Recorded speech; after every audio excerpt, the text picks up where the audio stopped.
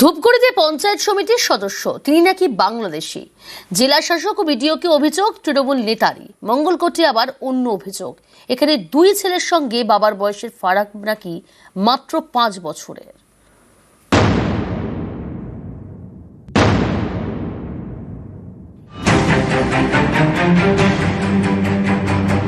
আনিছা বেগম ধূপগুড়ি পঞ্চায়েত সমিতির সদস্য।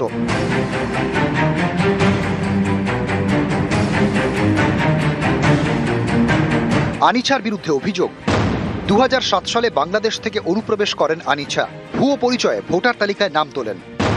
2023 সালে ভোটে জিতে ধূপগুড়ি পঞ্চায়েত সমিতির সদস্য হন। স্বামী, বাবা মা সহ পরিবার এখনও বাংলাদেশেই থাকেন বলে দাবি। জেলা শাসক ও ধূপগুড়ির বিডিওকে এই অভিযোগ জানিয়েছেন তৃণমূল নেতা। ইনি যখন এখানে এলেন সেটা কোন সাল? 2007 সালে এসছে। 2023 সালে উনি পঞ্চায়েত সমিতি মেম্বার হয়ে আসলেন। নাম কিভাবে উঠলো ভোটার লিস্টে? সেটা উনি কিভাবে ম্যানেজ করছে সেটা ওনার পার্সোনাল ব্যাপার। উনি যদি সেটা প্রমাণিত করতে পারে যে উনি এদেশের নাগরিক, ওনার ভোটার তালিকায় থাকবে না।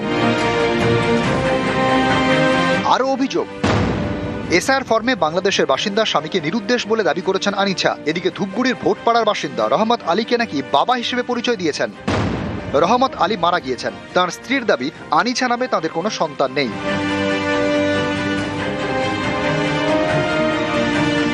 আনিসা আপনার কি মেয়ে হয়? না, আমার মেয়ে হয় না। রহমত আলীকে আনিসা বাবা বানিয়েছিল ভোটার লিস্টে নাম তোলার সময়। ও কি সত্যিকারে আপনাদের মেয়ে? না না না না না না, আপনাদের মেয়ে নয়? না, ওটা ভুল, আমার ওটা বেরি না। তৃণমূল কংগ্রেস বিএলওকে প্রেশার দিয়ে, বিএলওকে চাপ দিয়ে এই ধরনের লিঙ্কেজ তারা তৈরি করছেন। অনুপ্রবেশকারী যাদের নামটাই নেই, যারা অবৈধভাবে এখানে অন্য কাউকে বাবা লিঙ্কেজ দিয়ে নাম তুলেছে, এবং তাদের বিরুদ্ধে তো আইনানুগ ব্যবস্থা নেওয়া উচিত। এটা টোটালটাই প্রশাসনিক বিষয় এবং প্রশাসন সেটা পুরো বিষয়টাই দেখবে। এর মধ্যে তৃণমূল বিজেপি কোনো জড়িত ব্যাপার নেই। যদি সত্যি প্রমাণিত হয় তাহলে সেটা তখনকার আমরা দেখবো বিষয়টা কি আছে। পূর্ব বর্ধমানের মঙ্গলকোটেও আজব কাণ্ড। দুই ছেলের সঙ্গে বাবার বয়সের ফারাক নাকি 5 বছর। মঙ্গলকোটের শীতল গ্রামের 175 নম্বর বুথের বাসিন্দা সরোজ মাঝি। কমিশনের নথিতে দেখা যাচ্ছে সরোজ মাঝির বয়স 63। এক ছেলে লক্ষ্মী মাঝির বয়স 58, আরেক ছেলে সাগর মাঝির বয়স 59। আপনার কয় ছেলে? 2 ছেলে, অনুপ মাঝি আর সুজিন মাঝি। লক্ষ্মী মাঝি এবং সাগর মাঝি ওরা কে? আমরা চিনি না। লক্ষ্মী আর সাগরের সাথে আপনার না না, কোনো সম্পর্ক নাই। তা এখন তো ওরা তো ভোটার কার্ডে দেখিয়েছে আপনাকে বাবা দেখে। সে দেখাতে পারে স্যার, ডকুমেন্টটা পেয়েছে না, নামটা পেয়েছে।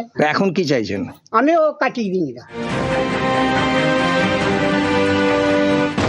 22 বছর আগে বাংলাদেশ থেকে ভারতে আসেন দুই ভাই সাগর মাঝি ও লক্ষ্মী মাঝি। সরোজ মাঝিকে বাবা দেখিয়ে দুজনে এদেশে ভোটার তালিকায় নাম তোলেন।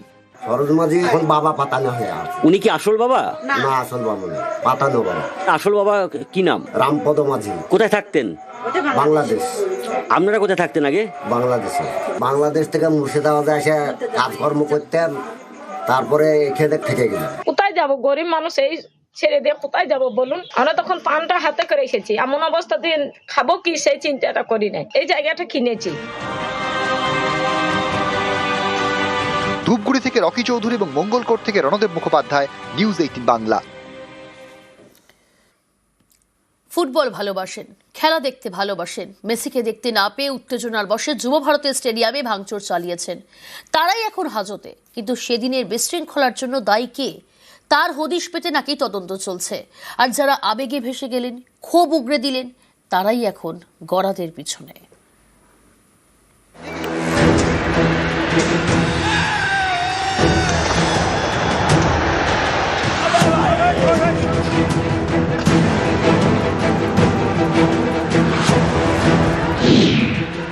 শনিবার মেসি ইভেন্টের 35,000 টিকিট বিক্রি হয় অনলাইনে। এছাড়া অফলাইনেও প্রচুর টিকিট বিক্রি হয়।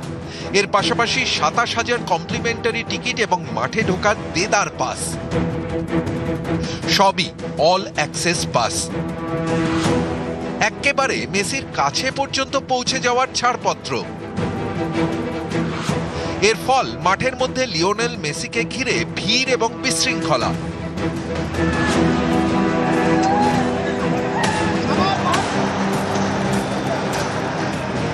ফুটবলের রাজপুত্রের অনুষ্ঠান ঘিরে শনিবার চূড়ান্ত বিশৃঙ্খলা তৈরি হয় যুবভারতী স্টেডিয়ামে। হাজার হাজার টাকা দিয়ে টিকিট কেটেও লিওনেল মেসিকে এক ঝলকও দেখতে পাননি দর্শক।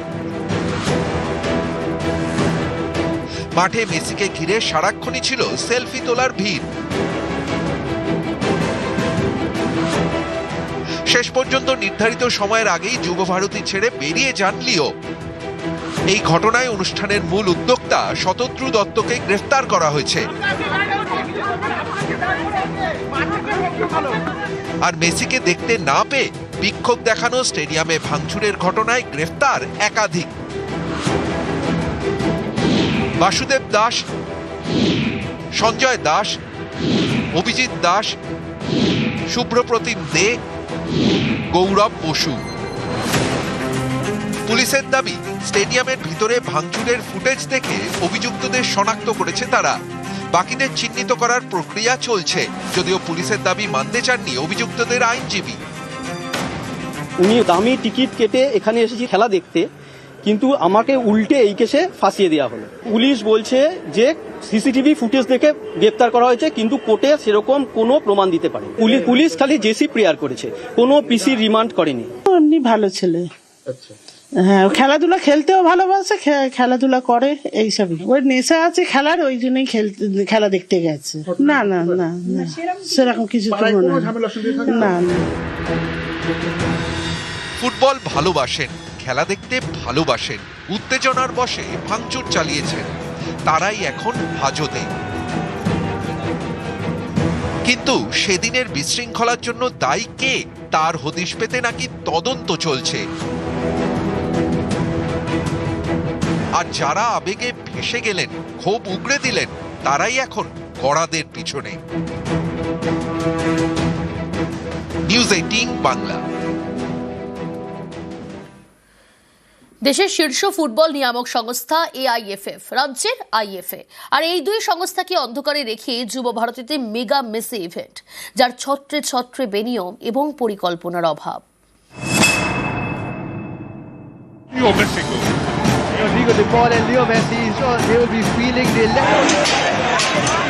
ফুটবল বিশ্বের সব থেকে বড় তারকাকে নিয়ে মেগা ইভেন্ট, অথচ সেটা জানানোই হয়নি দেশের শীর্ষ ফুটবল নিয়ামক সংস্থা এআইএফএফ কে এবং রাজ্যের আইএফএ কে। এই দুই সংস্থাকে অন্ধকারে রেখেই যুবভারতী স্টেডিয়ামে আয়োজন করা হয় লিওনেল মেসির অনুষ্ঠানের, যা ঘিরে হয় নজিরবিহীন বিশৃঙ্খলা। এই খেলোয়াড়দের আনার একটা প্রোটোকল থাকে, কি কি ইন্টারন্যাশনাল বিধিনিষেধ আছে এগুলো সব দেওয়া থাকে, এর কোনোটাই মানা হয়নি। এই ঘটনাটা বাধা হয়ে দাঁড়াবে বড় কোনো ইন্টারন্যাশনাল ম্যাচ করার ক্ষেত্রে, বড় বাধা দেবে। এই পুরো ব্যাপারটাই কিন্তু আইএফএ এর কোনো মতামত চাওয়া হয়নি, কোথাও থেকে আইএফএ কে কোনো কিছু জানানো হয়নি, পুরোটা আইএফএ কে ডার্কে রেখে করা।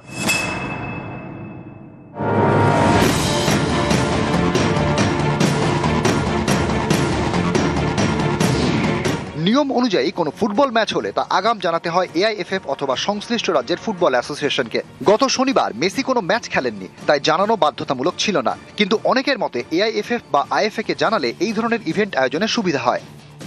আইএফএ একেবারেই জড়িত ছিল না, আইএফএ কে কোনো গুরুত্বই দেওয়া হয়নি। যাই হোক, এটা একটা ব্যক্তিগত ব্যবসায়িক উদ্যোগ। এরকম মেসি মতো একজন তারকা, যার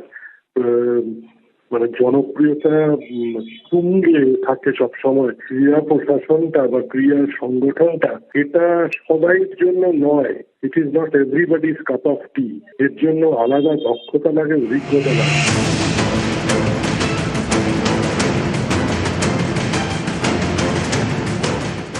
এর আগে রাজ্যে মেসি এবং মারাদোনাকে নিয়ে আসার পিছনে যিনি সেই ক্রীড়া উদ্যোক্তা ভাস্কর গোস্বামীর বক্তব্য, সবাইকে আগে থেকে জানিয়ে রাখলে কাজ করতে সুবিধা হয়। ম্যাচ করলে তো জানাতেই হবে, ম্যাচ করলে তো সেটা তো ফিফা প্রোটোকল বলছে জানাতেই হবে, আইন হচ্ছে তাই। আমি তো আমার ক্ষেত্রে তাই আই অলওয়েজ প্রেফার্ড কি ফুটবল অ্যাসোসিয়েশন বা তার সঙ্গে কাজ করাটা। মারাদোনার ক্ষেত্রেও কি তাই করেছিল? হ্যাঁ, আইএফএ কে সাথে নিয়েই করেছিলাম, এবং তাতে সুবিধা হয় তো, তুমি এক্সট্রা হ্যান্ডস পাও, তুমি তোমার সাথে আরো অনেক বড় টিম পাও একটা। এত বড় মাপের ইভেন্ট, সেটারই ছত্রে ছত্রে অব্যবস্থা এবং পরিকল্পনার অভাব। মেসি যখন মাঠে, তখন তাকে ঘিরে ভিড়ে ভিড়।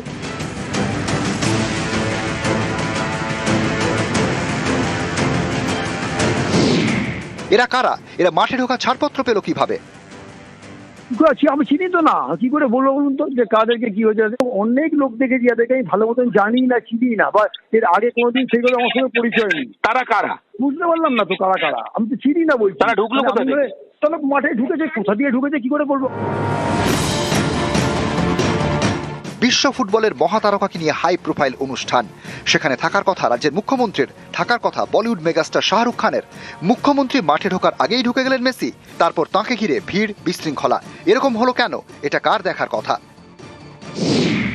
এই অনুষ্ঠানের ফ্লো চার্ট কার তৈরি করার কথা? ভিভিআইপিদের মধ্যে কে আগে ঢুকবেন কে পরে, সেটা কার ঠিক করার কথা? সেই তথ্য কাদের জানানো হয়েছিল? সল্টলেক স্টেডিয়ামের ভাড়া বাবদ কত টাকা দিয়েছিল শতদ্রু দত্তর সংস্থা? যে এডি কাটআউট গেট দিয়ে মেসিকে যুব ভারতীতে ঢোকানো হয়েছিল, ভাঙচুরের সময় সেই গেটের ওপর লাগানো জালে এসে পড়ে ভাঙা চেয়ার। মেসির কোনো রকম আঘাত লাগলে তার দায় কে নিত? এত বড় অনুষ্ঠানের ক্ষেত্রে সমন্বয় বৈঠক হওয়ার কথা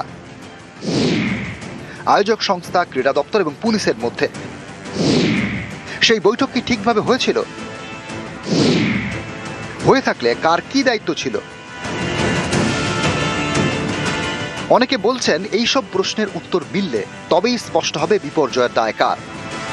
নিউজ 18 বাংলা।